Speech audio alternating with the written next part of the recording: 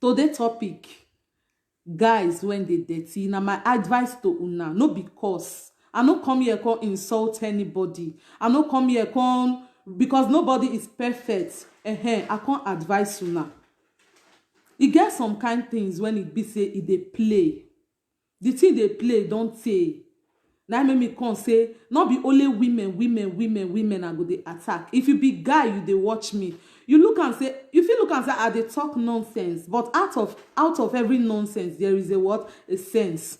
So maybe at the end, you go pick one or two things. Take.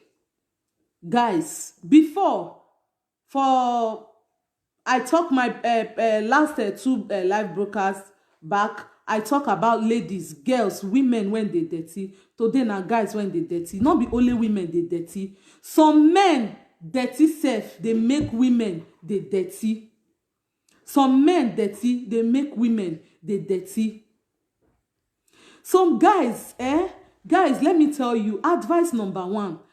Life is not all about making money, and keeping yourself tattered. You won't just make money, focus on how to blow, how to make money, and you dey ziggy. Your body, you no look good. No. See, you see this packaging of a thing. You see this looking good of a thing. Not be only women supposed to they look good.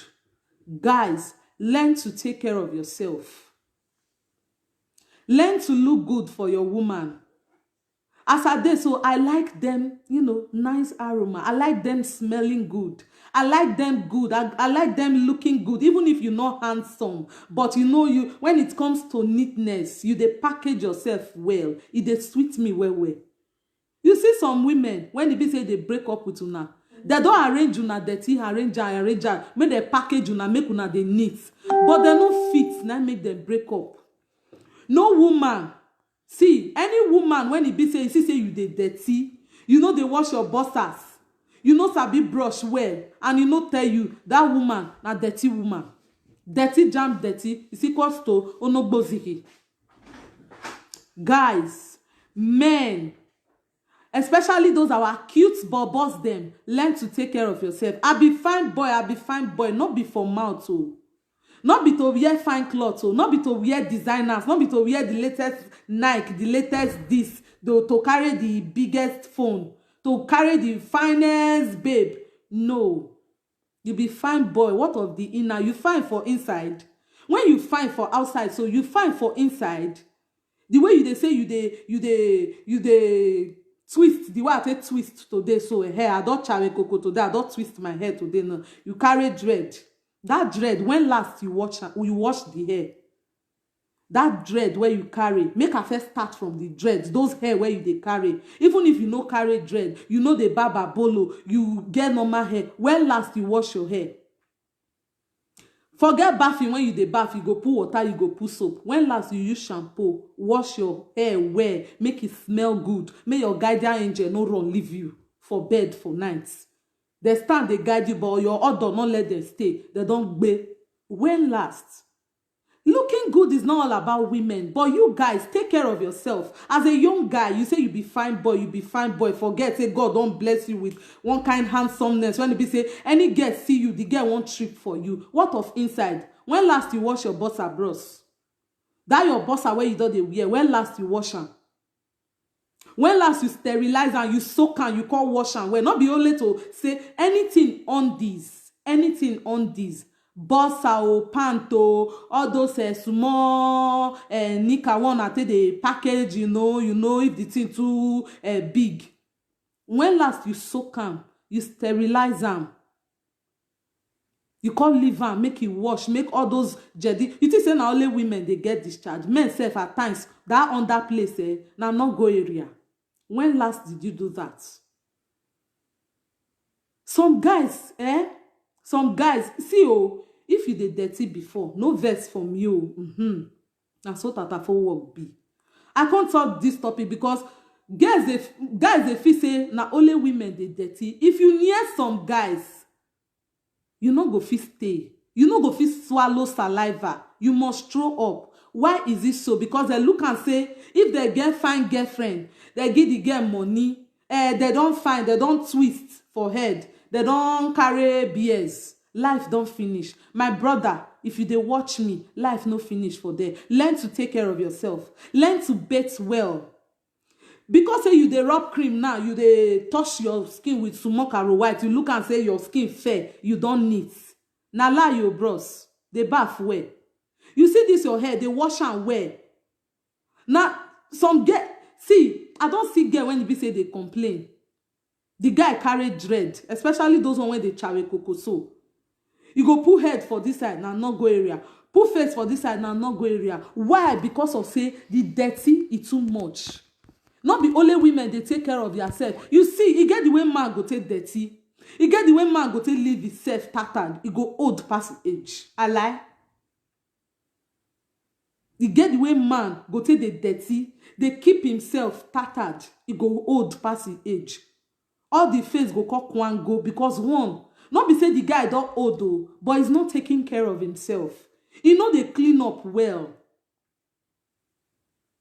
You think say na only woman? I don't see some guys if you put cotton bud ear cleaner for their ear, wetin go come out? Ukoli.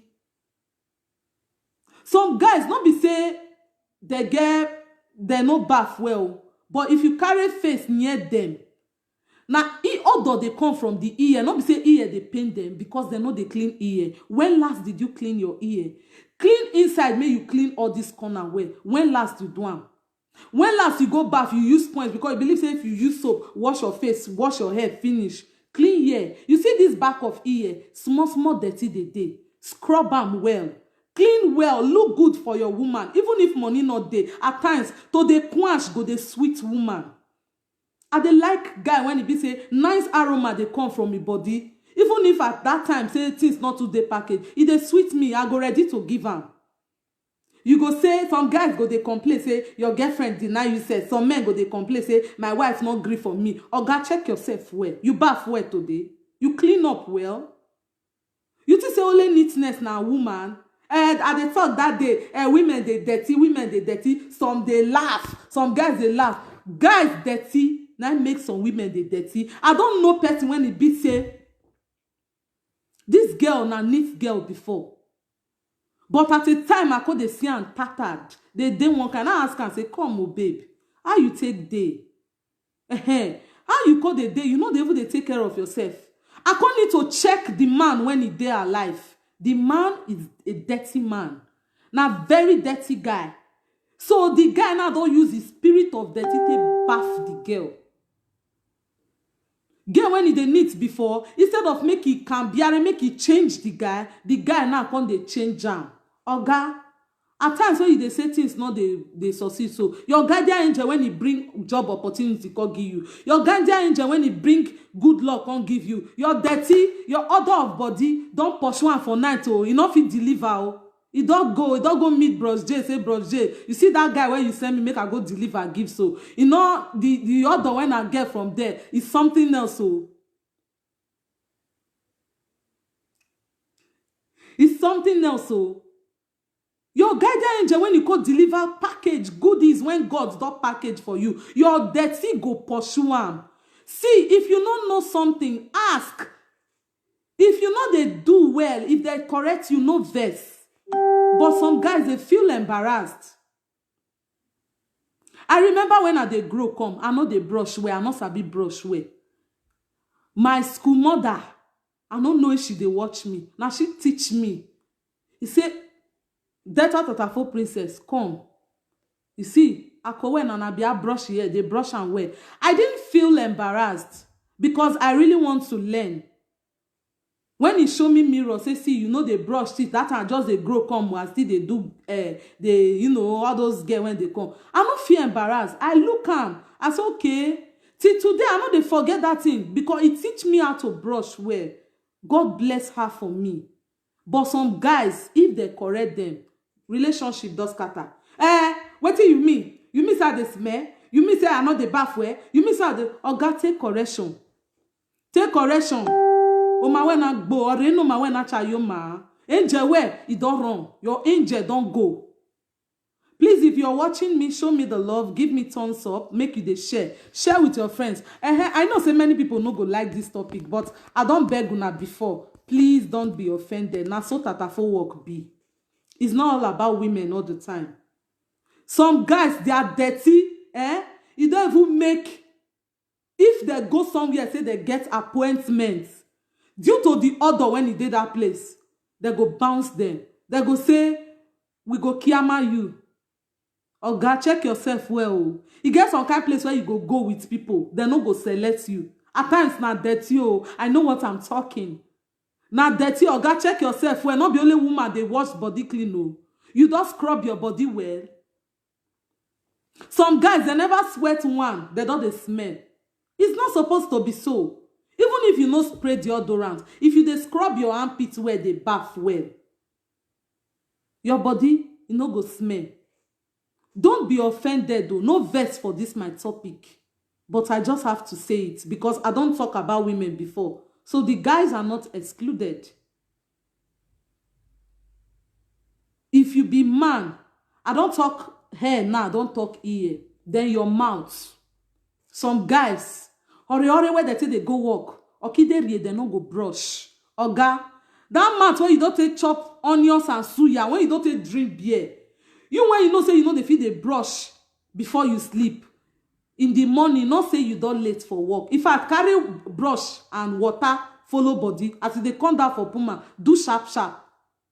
If they help, you go they talk to your capo when he promise to increase you, when he promise to promote you. Your mouth or don't as you they carry mouth, they go, you go say, va bene, not to preoccupare, you don't go. You go forget promotion when he won't give you. I know say some matter don't follow come that they treat them. But at times, some boys they just believe say if they be fine boy, they wear markers, they wear designers. Now there it end. What of your mouth where you not brush? Your designers, as you design your leg, design your body, so you design your mouth. Your mouth when you know okay, if you even get follow come, say the mouth hold on a follow come. Different mouth wash, mouth rinse day. Go Aqua Sapone, go all this supermarket. Go decide whether they sell cosmetics, them, the toiletries, them. Toothpaste side, you go see where they sell different. Okay, even if you know, see, ask people. Say, I beg, I won't buy that where they say they wash mouth. They go show you. They do am. And at times, chaos still dey. But wetin make some people get natural mouth odor because they know they brush well. As a man, if you dey brush, because some men go just say, you go, they go find money, they go hustle. Everything is not about hustling. Take care of yourself and look good for your woman. No, they deceive yourself, say you dey find money, you know, call look good. Even if you know to get cloth, you didn't where you take they knit down one cloth. Oga, na packaging. Even if your cloth not fine, but nice aroma, nice smell they come out for your body, it they give good luck. But other they give bad luck. Says by me. Get some kind of people, if I want to talk to them before, when the order is not, because I be that type, when they be say something, they son on me where something I don't put spit for mouth. If you even see the way I say they carry spit for mouth, you go feel say maybe I don't chop belly full. No, now because of say something they could irritate me well. I go just forget what we want to discuss. I was okay. Oh, yoma, no problem. Oga, na mouth odor, na body odor. As a guy, as a young dude, as a fine boy, learn to take care of yourself. Learn to take care of yourself, especially all this place. Some guys then, in fact, I know if you say thank God for Koro. Some, na kiss. That mouth when you want to kiss, so you brush and wear this morning. You brush and wear. Una know say if you eat, remnants the day. And some people teeth whole day. That remnant, as you know, if you do use mouth rinse, or you brush, or you use better warm water, wash am well. Wash your throat well. This place where you dey see so. E get the way you know go take wash am well. If you talk to a person in the morning, the other when they come out, as you open mouth, now here they come from. Learn to take care of yourself. You go say, my girlfriend not they like kiss. My girlfriend not they like kiss. See, Oga, not be say the girl not like kiss. He like kiss, but the mouth odor na make her not kiss you. Learn to brush your teeth very well. Take care of yourself as a man. Not be only woman they package. Then armpits. Some guys believe say once they get fine girlfriend, they get neat girlfriend. Even if they not take care of the body, it not mean. It mean to me. If na me, it mean you not shave. You not go near me now. You not try am. Wait till you want plates. The dread where you get for hair. You want train your own joint. You want dread your armpits. When make you not fit shave. Some guys go say, if I use shaving stick, they give me a boy. They give which boy? Shaving stick get grade.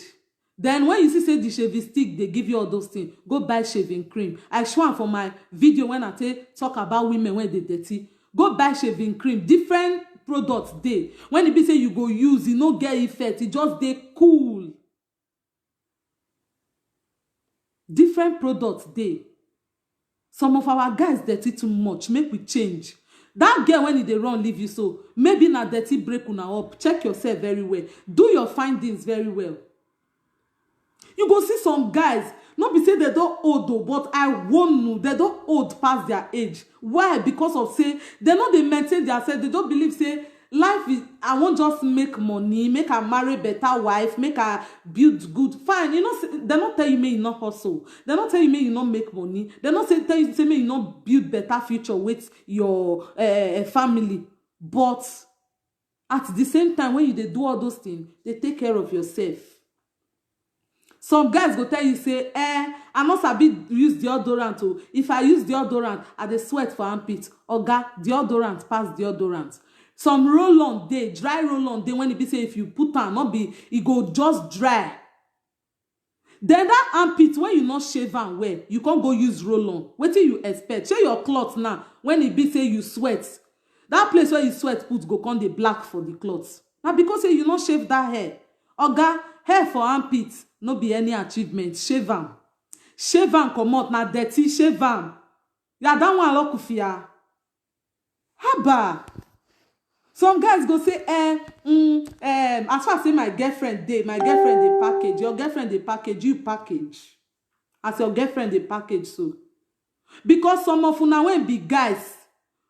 Because of the dirty one and the dirty, if you not see woman when not they bath well, woman when not they clean well, woman when not they take care of herself well, not be problem to una. Una no go feel correct and because una be the oga pata of dirty. Men, guys, fine bobo them. This is my advice to you from Delta Tatafo Princess. Learn to take care of yourself. Not be only women they look good. You as a man, learn to look good for your woman. It turns us up. It dey turn me up when I see that nice aroma, that good smell coming from you. I mean, they give you cuts. They give you signal because I like them good. Even if you're not fine, but you are everywhere. John me. It dey sweet me for body. Learn to take care of yourself. Very important. Not look and say because say your girlfriend not near you at that particular moment, your wife not near you at that particular. See, dirty where they live for body, they turn dirty body odor. It a master body. You go see some guys for full day they not go bath. Oh my God, need worry. But the way they just take come for walk, they go just lie down. If you be angel, make I ask you, bros. You go greet guide that kind of person when it they smell. But when don't they walk since morning, when don't they sweat since morning, if you be angel, you go greet what you go greet stands, they guide that person. Or if God can't give you package, say go deliver. As if you be angel, you enter door. You order come. Sure you go back. You go back. Oga, learn to take care of yourself. You see this armpits, not be only woman they shave, they look good. Look good for your woman. If you know they sabi shave before, shave. Tell your woman say if you see say your woman at that type where they shave, tell am if she go you see put am into say na class na school na they do make she shave you. At first you go feel shy somehow. You no go too. See if you be my boyfriend, hair not go feel good because if I see one hair, na me go carry you or your bros sitobone yare on the day won't na. I go shave you wella. But some women, because of their dirty now, because of say the man they dirty now, some men are not going to see the dirty when their women they dirty. If you be man when they dirty, you want correct woman when they dirty. How the woman want to take correction? The woman not go fit take correction because your own body self, you know they take care of her. Your own body, you know they take care of her. You go see some relationship. Some guys go they complain say, since when I know this girl, he never agree make I kiss him. Oga, na error. Though not be everybody they like kiss, but say that one when it be say, at least if na once is better. But that one when it be say na ka, your woman not agree make you kiss you. Oga, check your mouth oh. Whether you get mouth or though, because there is something fishy. Even if you not get mouth or though, check your armpit whether you dey shave and wear. Because you see this mouth in years more. I no fit dey hear other for you, I go dey enjoy you. Why? Who does that? I can't. So that make you go take care of yourself. Everything not be to go find money, I dey go find work, I dey go find money, I dey go find money. No. Some men year to year, if the ear not scratch there, they not go carry cotton ball cleaner. Later they'll just carry matches stick, find broom for ground, find uolocho. Find foul said that. Aye. Why? If I see some guys where they dead, even me they shock. I say, hey, this one get, and you go see their girlfriend, very fine, beautiful. I go say how this girl they lie down on top of this one body. Hey, for real? That aside, you see, I beg, if you they watch me, give me that thumbs up. Thumbs up, may you they show me love. They show me love. They like me, they show me love. Share with your friends. I know say some people no go like the topic, but I just have to say it. Because some guys, they are thinking, feel say, now only women, now they need themselves. Men, need yourself. You get some kind of women when you go jam, now your neatness, they turn them on. You not even request, they don't they deliver. They don't they make you, they everywhere they made it for you. Then that aside, another one. Some guys not sabi wash cloth where they wear for body. This vestiti, this cloth so. They not sabi wash them. They go look at say na black cloth. Na black cloth. Now they go take wear am. The day where they go put her for water, if you throw away the water for outside, everybody go begin sneeze. They go feel say na corrodor enter that area. They not sabi wash cloth where they wear for body. I know say many men nature. They look at say they just wear this cloth. It never too dirty. After all, they not to do plenty work. They go hanger. They go hang am. When you come here on first day, second day, the third day, oga wetin you go do? Sure you go wash am. Especially the ones when the be say washing machine just spoil.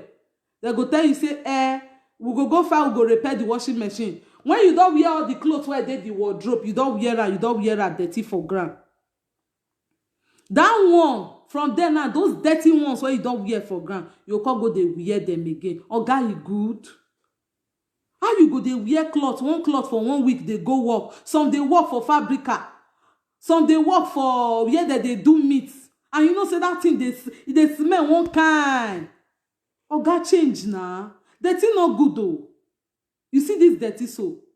Learn to wash your clothes. Some guys go wear jean, even the jean go they cry. Lasha me, yajumewo. I don't want to do again.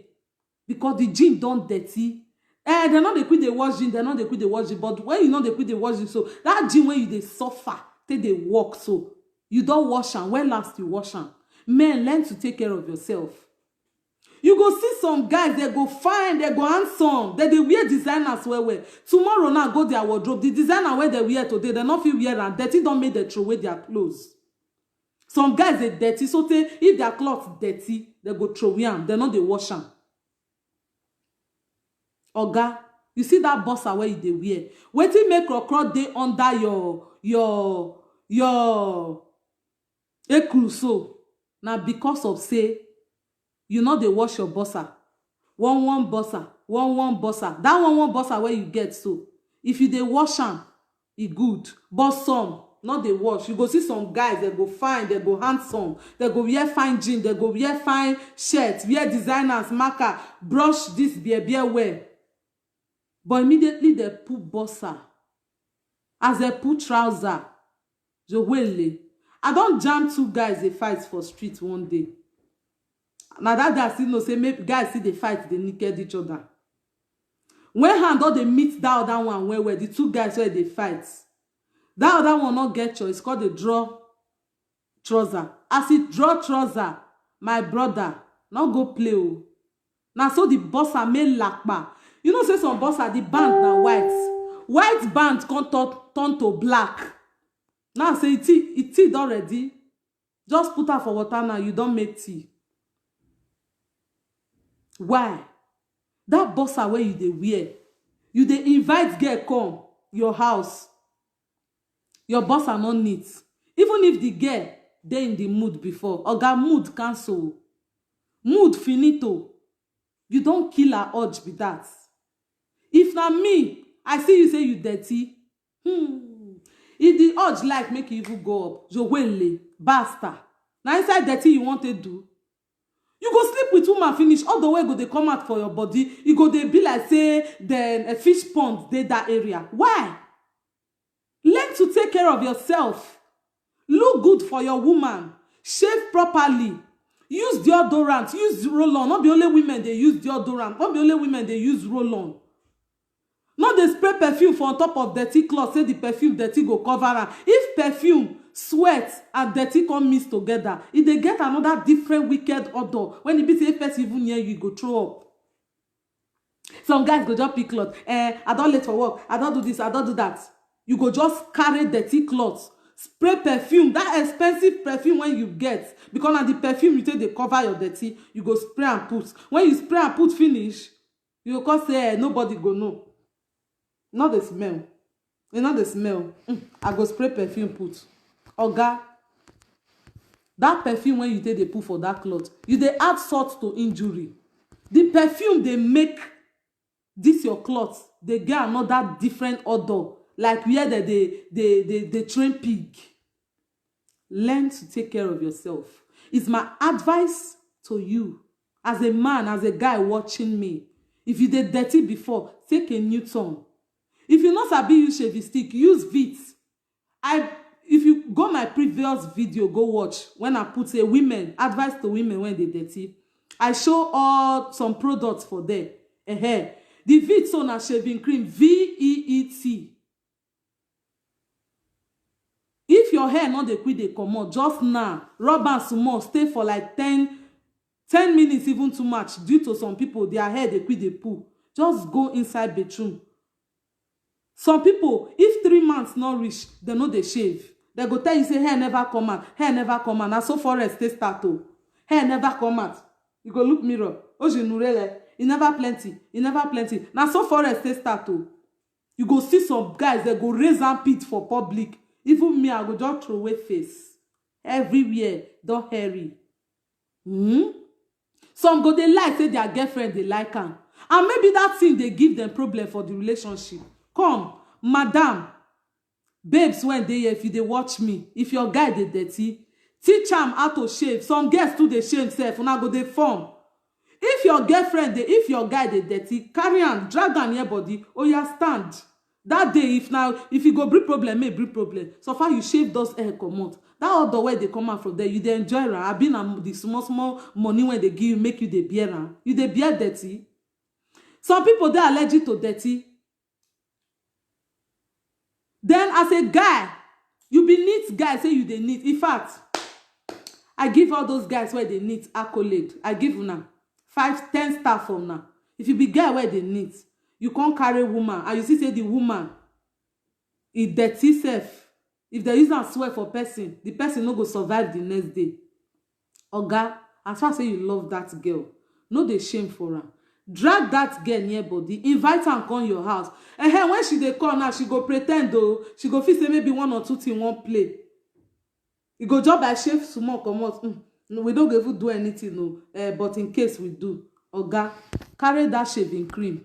Tell am say Mona go bedroom. Shave her well. No shame. Shave her well. Shave your babe well. If your babe armpits dey hairy, carry and put shaving cream or you use shaving stick. Shave her well. It should be kufi. I mean you shave her well. Rubber deodorant. Rubber roll-on. No, e no mean anything. Na cooperation na make rice plenty. Even if you and that girl no marry tomorrow, that girl go live to remember you say na this person na teach me how to do this thing. Na this person na teach me how to shave. But some guys will not be like that. Once they see say girl dey dirty, they go dey gossip am for back. They go dey talk and say, that girl I no go fit continue with her. That girl dey smell. That girl get body odor. Some body odor na for locum. Some girls when e be say they come for Libya, they no treat their infection. So the thing they give them some kind odor. So you as a guy, you carry woman. You look and say the woman you love her. You dey look and say you fit get future with the girl. Change her. But you no go fit change her in the sense that your own dirty self, now you be the chemo of dirty. Wogboma. Change.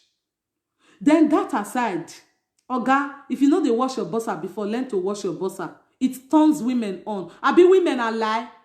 Women are lie. If I dey lie, see, if na truth I dey talk, the girls, more na they give me tons of. The guy just, all of their pen.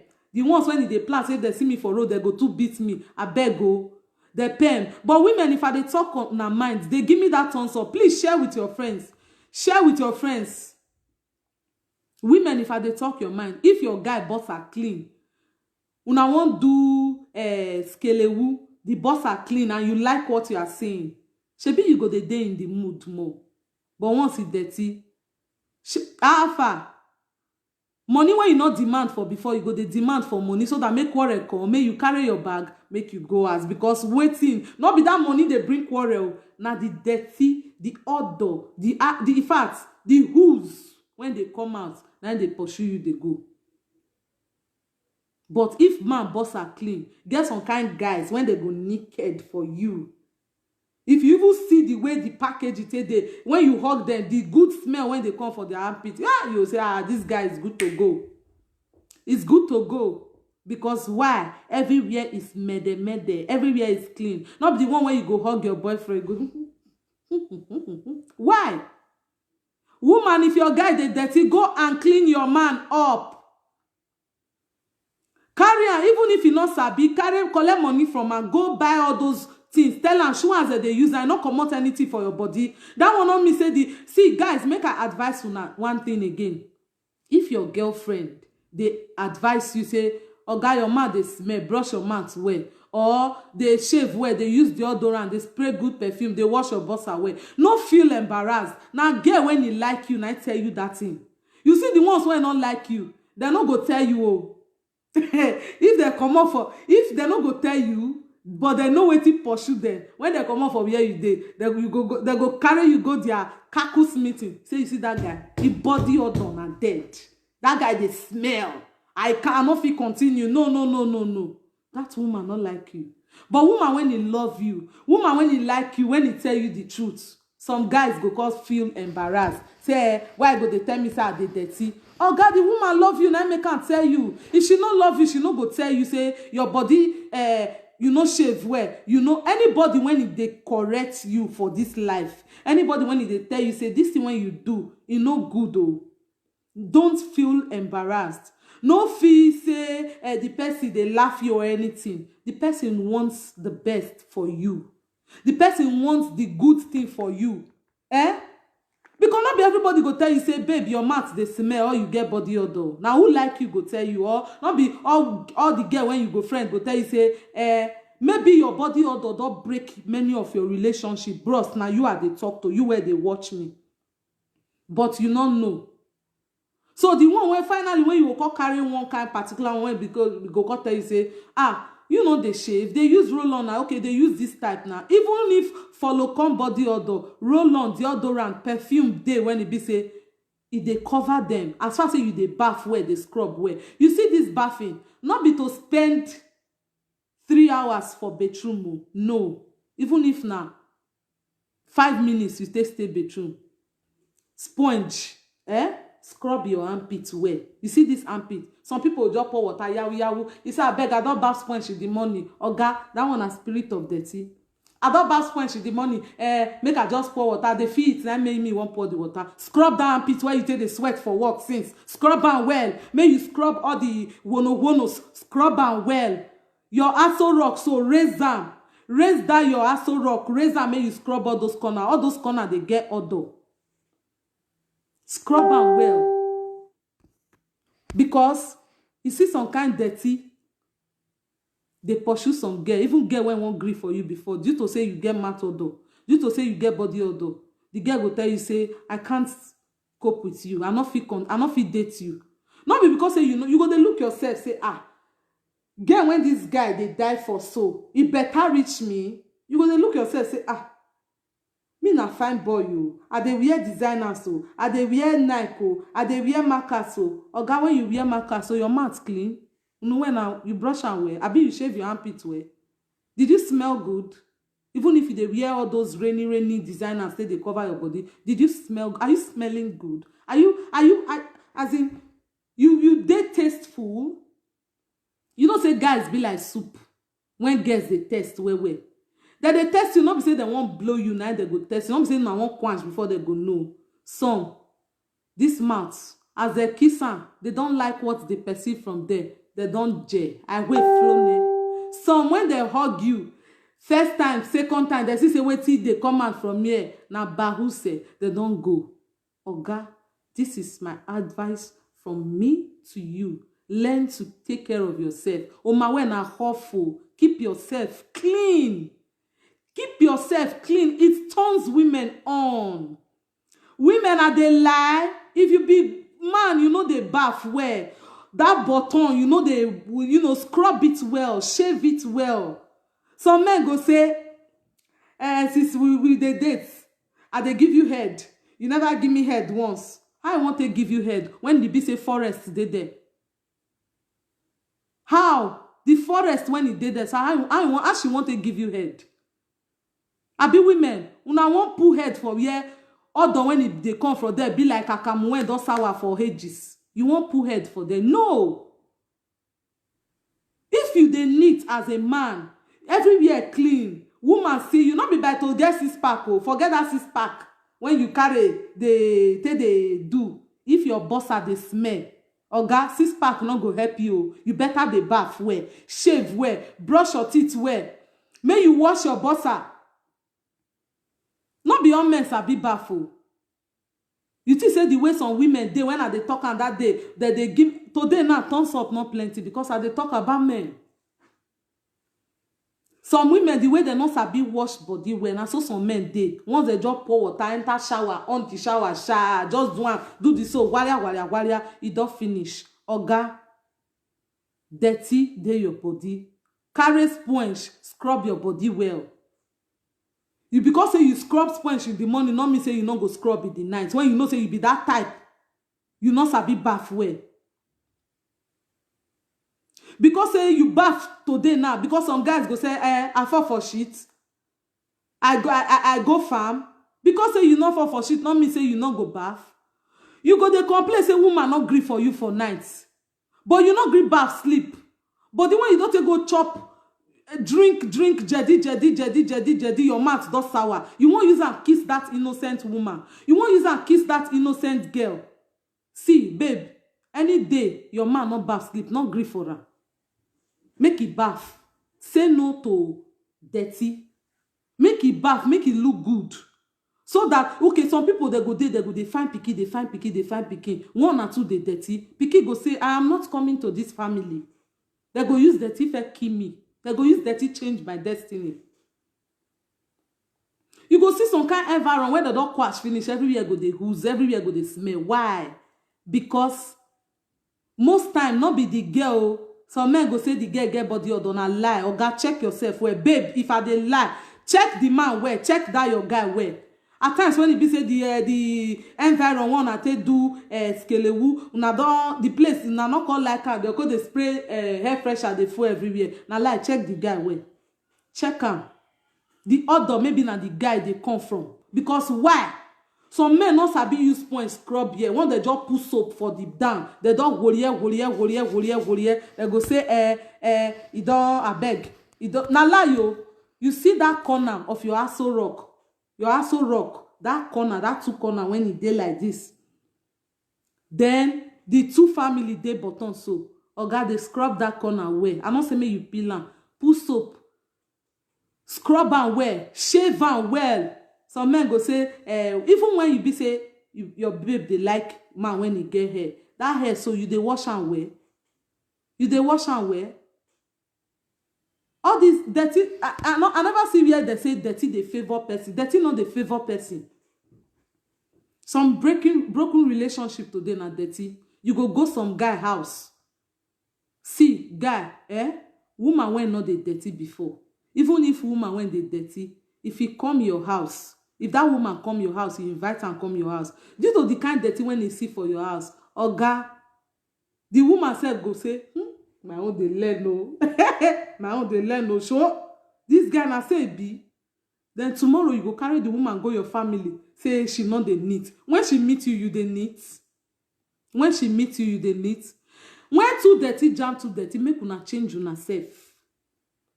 Change yourself. Men, it's not all about making money, hustling, look good, so that may you not old past your age. Some men you go see there, they go be like old papa. They're not old though, they be small pikin no, because later, due to say dirty, some not be condition. You go see say some men, they'll say na due to the nature of the job, the kind of work where they do, na condition, because say money never dey. Who tell you say na money when never dey, na make your face, your body, e dey go? No! Na because say you know the needs. E get the way some kind men go take neat. Get the way they go take we dey call that all those kind men when e be say they go wear eyeglass, whole newspaper. You go see their slippers always neat. They go dey waka from backyard to backyard. All those kind men, they be granddad that they don't old. They don't old though, but due to the way they take care of their self, they go come be like young boy. But that same time, you go see young boy, all his skin go look dark, all his skin go look dull. The young boy go come be like, as in, wetin I no know. You go come old. Small time go tell you say na the kind work when I dey work. Na condition. Who tell you say na condition? Oga, na dirty make you old pass your age o. When dirty don make them old, they'll come dey find respect. Okay, digwe keme. You no go digwe for me, you no go greet me. I senior you. Who tell you say you senior am? Na dirty make you old. Take care of yourself. Take care of yourself. Say it. If you dey neat, it dey turn us on. It turns me on. If my man is looking good, smelling nice, na me dey give am signal. Na me dey give am green lights. How far? Are you in? You dey game? Na me dey signal am because I like them neat. I like them good. Because I dey talk that day, some people they say, women too dirty. They no dey do. Oga, see, I want ask una question. Men and women, which one dirty pass? Make una dey drop una comments. They drop your comments. They drop your comments. Men and women, which one dirty pass? Women, more na talk oh. Make una dey talk, not just stay like that. They watch me. Talk your mind now. Let's talk. Make we use the remaining time take answer this question. Men and women, who dirty pass? Oh yeah, start dropping your comments. Drop your comments. Drop your comments. Make you dey bring. Tell me how women take dirty pass men and how men take dirty pass women. Then me go talk my own. Men and women, who dirty pass? Which one dirty pass? Men and women, which one they dirty pass? Please, if you're watching me, share and invite your friends. Share and invite your friends. Men and women, who dirty pass? Who they dirty pass? Men and women, who they dirty pass?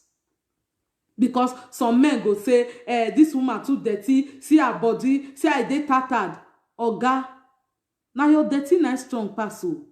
Forget say woman, they dey naturally, the way they take dey naturally, say if they no bath, they go get odor. But man, based on say una no dey see any monthly flow, una also rock just stand, una no dey get discharge like women. Una come feel say una no dey smell. If some men put bossa for you for here, you yourself you go hey. If some men, Pretty Charming, you say na men dey dirty pass. Why you talk and say na men dey dirty pass? Please, guys, so all the guys they no wan talk again. Be like say na men they really dey dirty pass. Yes.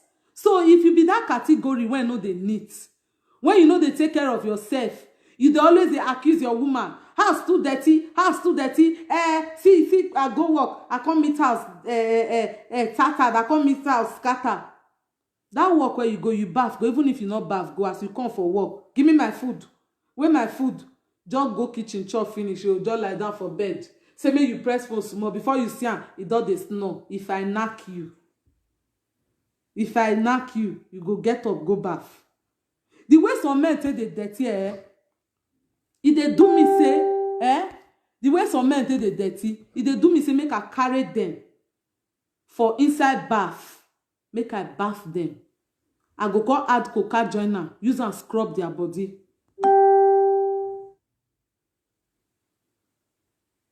I dey talk and one day say, why I not just be say one day, any man where they just see for outside, make they do screening day, unaware, make they take all the guys unaware. If they just see you, the way they take if you want to enter supermarket, they go put this thing for your head, whether you get koro, whether your temperature high. Make they just take all the men unaware, make they check their bossa. Many men no go come as that day. Many men go to 4 victims, they no go come as that day. Some men go wear one bossa from year to year. They know they change am. It don't get hole, so they see they wear. And you know say the bossa get hole. You go come wear trouser when it be say the trouser won't fall come on for your nyash. And una know say this life now, any small thing you go see some people that go carry phone. You go feel say that they look, that they snap on a lie, that they snap you. You go feel say that they screw their phone, that they snap you. Guys, if you did dirty before, change. They shave well. Use roll-on. Use deodorant. Use good perfume. Even if you don't use good perfume. This 2 soap where you will take bath. If you dey scrub your armpits well, odor not go come from there. If you get body odor, then they treat them. You go treat them. See, the best remedy for body odor now when you dey bath well. Some people not sabi scrub well, especially guys. Some guys not sabi scrub their body well. I beg, if just share with your friends who not see this video before. I know say last go come across this video, they go watch am. Men, say no to dirty. It's not all about making money. It's not all about looking for a good woman, wife material. Your dirty na fit not make you be husband material. The way you say the dirty, the way you not say they take care of yourself. Woman, when it be say you supposed marry you before, not go come marry you. The woman will come run leave you because you go say and some men wetin dey even dey pain me when you dey try change them. They go let you know say they go take them as insult. They go take them as embarrassment. They don't know say you mean well for them. Some men when you dey try change them, when you dey try tell them say bros, they try look good though. This your dirty soul. I'm not finding it easy. You go tell me okay. This your hair when it be say don't do so. You go shave am today. You tell say I no go shave. I no go shave. You never grow. I no go shave. Oga, you no go shave. Later you want me the girl suck you. Odiodi for you. Now not go area. If you not shave, no shaving, no heading. May we day our day. You go see some guys. Once they just put clothes. Not even once they put clothes. The shirt, polo like this where they go wear. The polo never hold though, but the armpits, it don't dey near, it don't dey far. Why? Because of say the dirty when it did the armpits don't move cut the polo, they don't sweat put. So that place once you just do like this, say you won't wash and go make here, it don't here. All those one are dirty when you don't install for there. Even the polo self, the armpit sides, they cry for help. If all this kind of clothes where would they wear again mark, some people go they talk, oh, you want to wear me again? You never wash me, you want to wear me? Guys, it's not all about making money. When you make money and you dirty, all those when they say, you know, see this guy, that our Ghana ancestors so say as he do rich, girls see they die follow one. girl dey die follow am so. You know whether na neat guy. Some girls, they no wan even care say you give them money, but so long say you dey okay. The way some girls, when they like guys wey get 6-pack, they no wan know whether the guy get money. They just see the 6-pack, they don dey go gaga. Na so some ladies dey. Your money or no money, if you no dey neat, some ladies, they no go even near you. If you dey talk to them, they go throw away face. They go dey look and say, who dey there? One, because you're not neat. Two, your guardian angel go run leave you. Three, you go miss so many luck because of your dirty. Because nobody won't deal with man when he be say, you know, they package himself well. Guys, learn to take care of yourself. It turns us on. It dey make body dey sweet us for no reason. I know say this topic when I talk so, many guys don't come, they don't run. But thank God, say you see the topic. I no call insult you now, but I call advice you now. If you know they brush well before they brush, then if you be that type where they carry wetin they twist for head like this, say you they twist. Oga, they wash am well, they wash this one well. Some men, they don't know say that they clean ear. They say na only omomo ear that they clean. They clean your ear. You go see some men ear. You go dey look am through outside. You go be inside go black. Na dirty black for there. Na dirty night black for there. Clean your ear well. Shave your armpits well. Wash your undies, your boxers, your pants. Wash am well. Then when you want bath, not look and say when you just put soap, take woliye, your ass rock finish. No. Scrub it well. All this corner, this two side corner. When it dey, when your aso rock dey the middle, so you see that agada, that corner, they wash am well. Because when you not wash am well, your girl not go gree go there. If you not brush well, not complain say your woman not kiss you. Because even me self, I don't want kiss mouth where they smell.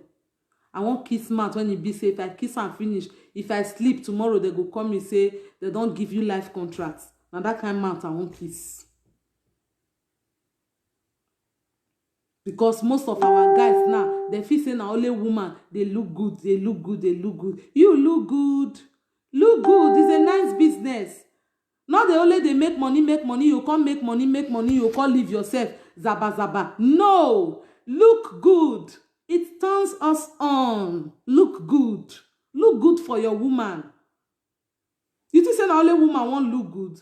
Look good for your woman. Some guys, waiting they even they pay me, they go no say their baby dog you, they not go shave am. Make a call shave you. Shave all this one when make what. So even if you they train beard, so make it neat, shave am well. You go just leave her, you go see some guys hair for here, only you go they twist, only you go they ratty, only you go they coil. It's not good. Learn to take care of yourself. Eh? They say make those when you get ear, make them do waiting, make the ear. Please, guys, take care of yourself. Look good. I beg, if today na your first time, now this one I say make I call advise our guys. So on Thursday, don't forget now another live broadcast by 7:30. Bros, this my topic. If you verse you, no verse for me. Now advice I did. Tatafo work and I say be. Now make my name be Delta Tatafo Princess. I know they mind my business. If you see me for road, not use this social media work. They keep me mildly so. Because you see this body, I just a Greek foul body, nothing there. If you knock me one, I fall. No verse for me for this topic. But say no to dirty. Clean yourself well. It turns women on. Keep yourself neat. Dirty go make you look old past your own pillar when it dey also. Brush your teeth well. Shave well. Then this one when you twist for head, scrub am well. They wash am. They give am treatment. Then you dey wash your bossa. They wash your clothes. Even some guys, they not sabi use sponge scrub body. They scrub your body well. Some people, if you do their skin like this, you go see black thing they come out. Oga, not be just carry sponge do like this, so scrub am well. I not say peel your skin, dey scrub am, you go dey see. If you do like this, dirty no go come out. Yeah, na advice, now call advice una. Make una no vex for me. Don't take it personal. Once again, una know me before, na me be Delta Tatafo Princess, the girl wey no dey mind her business. Every Thursday and Sunday, I dey come on live broadcast by 7:30 Nigeria time, 6:30. Please, please, please make you dey join me, dey watch me. Maybe from this platform here, you go dey learn one or two things ahead. They no dey know finish. Even me no dey know finish. In case you forget, on Friday, June 12th is my birthday. Abeg, they send your gifts come. Then my YouTube channel dey there. I'll be dropping one gbedu song for my birthday. Make you go subscribe so that if I upload them, the song is loading as me and you dey talk. So I'll be dropping it by tomorrow so that if I upload them, you yourself, you go see the song. I won't drop them for my birthday. No easy. So thank you very much. Thanks for watching. I appreciate you now for taking your time, your precious time, your data, your Wi-Fi, your connection, your subscription to watch me.